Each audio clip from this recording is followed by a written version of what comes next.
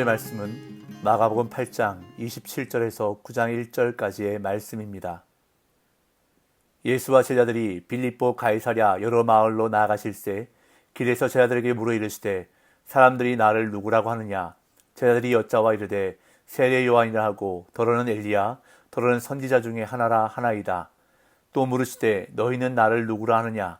베드로가 대답하여 이르되 주는 그리스도시니이다 하매 이에 자기의 일을 아무에게도 말하지 말라 경고하시고 인자가 많은 고난을 받고 장로들과 대제사장들과 서기관들에게 버림받아 죽임을 당하고 사흘 만에 살아나야 할 것을 비로소 그들에게 가르치시되 드러내놓고 이 말씀을 하시니 베드로가 예수를 붙들고 항변하매 예수께서 돌이키사 제 아들을 보시며 베드로를 꾸짖어 이르시되 사탄아 내 뒤로 물러가라. 네가 하나님의 일을 생각하지 아니하고 도리어 사람의 일을 생각하는도다 하시고 무리와 제자들을 불러 이르시되 누구든지 나를 따라오려거든 자기를 부인하고 자기 십자가를 지고 나를 따를 것이니라.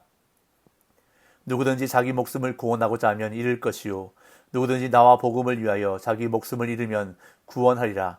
사람이 만일 온 천하를 얻고도 자기 목숨을 잃으면 무엇이 유익하리요. 사람이 무엇을 주고 자기 목숨과 바꾸겠느냐.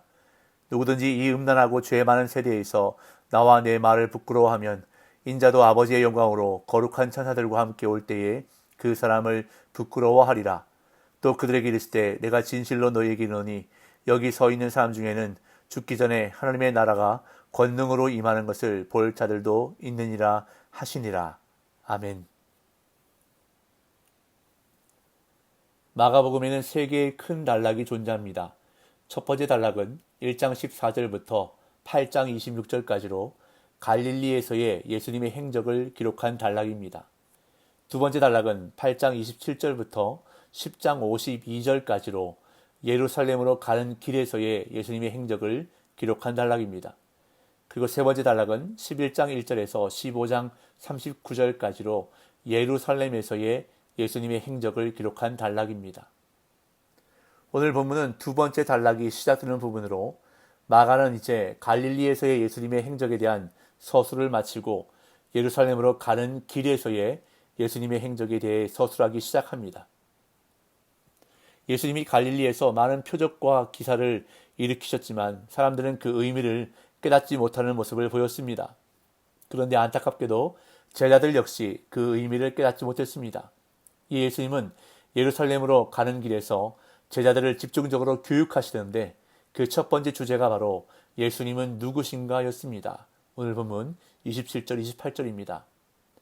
예수와 제자들이 빌립보 가이사랴 여러 마을로 나가실새 길에서 제자들에게 물어 이르시되 사람들이 나를 누구라고 하느냐. 제자들이 여짜와 이르되 세례 요한이라 하고 더러는 엘리야 더러는 선지자 중에 하나라 하나이다. 예수님은 제자들과 함께 빌립보 가이사랴 지방의 여러 마을로 가셨습니다. 이 지역은 갈릴리 호수에서 북쪽으로 약 40km 떨어진 헤르몬산 남쪽 기슭에 위치한 곳으로 헬레니즘 시대에는 이곳 사람들이 목동과 가축의 신으로 알려진 판이라는 신을 섬겼기에 판네아스로 불렸습니다. 또한 헤롯 왕의 아들 분봉왕 빌립이 이곳에 도시를 건설하고 로마 황제 가이사와 자신의 이름을 합쳐 가이사랴 빌립보라고 칭했습니다. 우리가 읽은 개역개정 성경에 빌립보 가이사랴는 헬라어 원문의 필리프의 가이사랴를 그대로 옮긴 것입니다. 이처럼 가나안 시대부터 우상 숭배의 중심지였고 로마 황제 가이사에게 바쳐진 종교적, 정치적 우상 숭배의 중심지에서 예수님은 제자들에게 사람들이 나를 누구라고 하느냐라고 물으신 것입니다.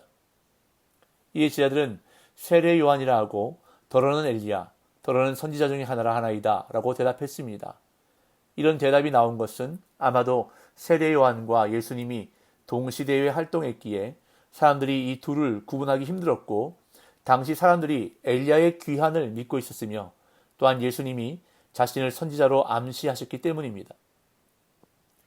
제자들이 이렇게 대답하자 예수님은 제자들에게 너희는 나를 누구라 하느냐 라고 물으셨습니다. 29절 또 물으시되 너희는 나를 누구라 하느냐. 베드로가 대답하여 이르되 주는 그리스도시니이다 하매 당시 사람들은 예수님에 대해 잘못 알고 있었습니다.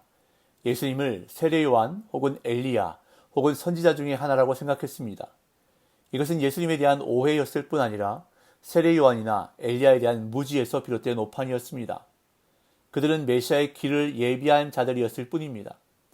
귀신들조차 예수님이 어떤 분인지 알았고 그분이 메시아라는 사실을 공공연하게 외쳤지만 사람들은 잘못 알고 있었던 것입니다. 이에 예수님은 제자들에게 물으신 것입니다. 너희는 나를 누구라 하느냐? 그러자 베드로가 주는 그리스도신이다 라고 대답했습니다. 그리스도는 헬라어로 크리스토스이고 히브리어로는 마시아흐, 즉 메시아입니다. 그 뜻은 기름 부음을 받은 자라는 의미입니다. 사실 마가는 마가복음을 시작하면서부터 예수님이 그리스도시라는 점을 선포했습니다. 1장 1절 하나님의 아들 예수 그리스도의 복음의 시작이라. 마가는 마가복음을 통해서 이것을 전하고 싶었는데 베드로의 고백을 통해서 독자들에게 들려준 것입니다. 이 예수님은 베드로의 고백을 들으시고 자기의 일을 아무에게도 말하지 말라고 경고하십니다. 30절 31절 이에 자기의 일을 아무에게도 말하지 말라 경고하시고 인자가 많은 고난을 받고 장로들과 대제사장들과 서기관들에게 버림받아 죽임을 당하고 사흘 만에 살아나야 할 것을 비로소 그들에게 가르치시되. 사실 마태복음에 보면 베드로의 고백을 들으시고 기쁘게 여기신 예수님은 이 반석 위에 내 교회를 세우리니 라고 선언하셨습니다. 그러나 마가복음에는 그 부분이 생략되고 예수님이 자기의 일을 아무에게도 말하지 말라고 경고하시는 것이 바로 이어지고 있습니다.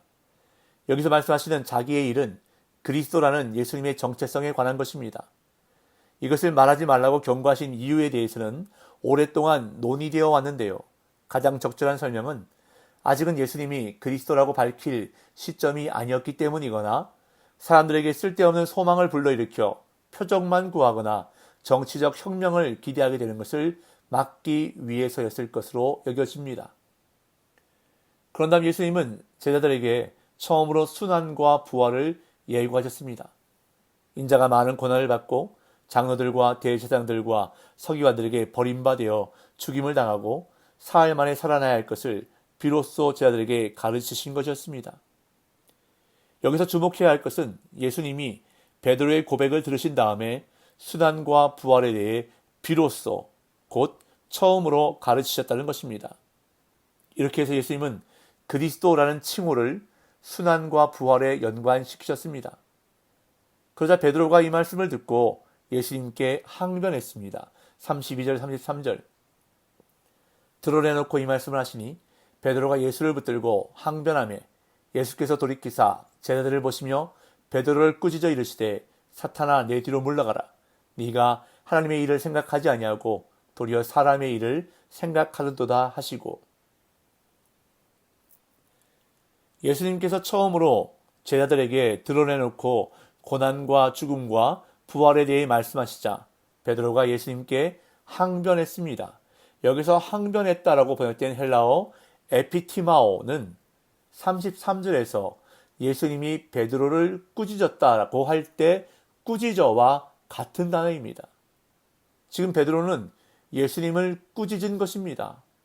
그런데 항변했다라고 번역하는 것은 어떻게 제자가 스승을 꾸짖을 수 있나 해서 약하게 번역한 것입니다. 그만큼 베드로는 스승인 예수님께 강하게 항의한 것입니다. 이에 마가는 베드로가 예수님을 꾸짖자 예수님이 도리어 베드로를 꾸짖으셨다고 기록한 것입니다.